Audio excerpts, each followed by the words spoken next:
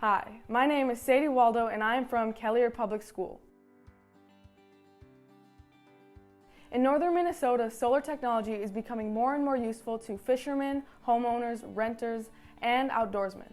All around us, we are surrounded by solar technology, but it is often hidden from view. Even on the road to Kelliher, the sign that tells us if we are speeding or not is powered by solar technology. There are even some students here who have solar panels on their houses. One of our seniors, Riley Gilgy, has solar panels on her house that has saved her family money.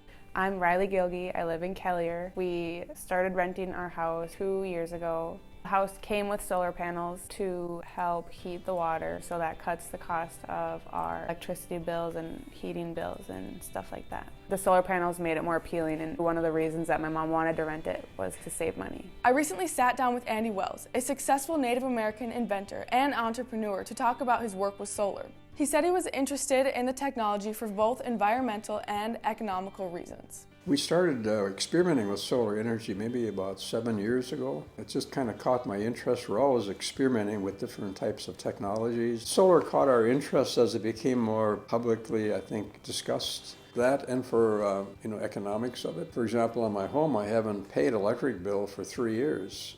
Now, environmentally, for every 1,000 watts, it takes about a couple pounds of coal to produce that, and so every hour we're saving a lot of coal that doesn't have to be burned and less carbon dioxide in the air.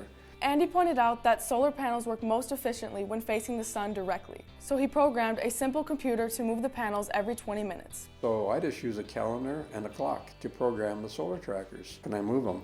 I use a simple little programmable controller. It's about $200. It's very reliable, very simple. With a technology that is changing quickly, it can be difficult to know when and how to invest. Andy found it never paid to cut corners. Often it doesn't function below 20 below zero. We've had to learn how to use small little heaters inside of our electronics boxes. A couple of things we have to contend with. One is wind, and two is you have to operate in very cold weather, minus 40 below sometimes. Like Andy says, if schools don't teach students to be creative and only teach them to repeat facts for standardized tests, emerging technology like solar will suffer. One of the negative aspects of American education is it beats creativity out of the students. I like that about music and art. I like that concept that it tries to free the spirit and free the mind a little bit to explore and develop. Our school is trying to take Andy's advice and teach creativity and innovation in places like our Fab Lab.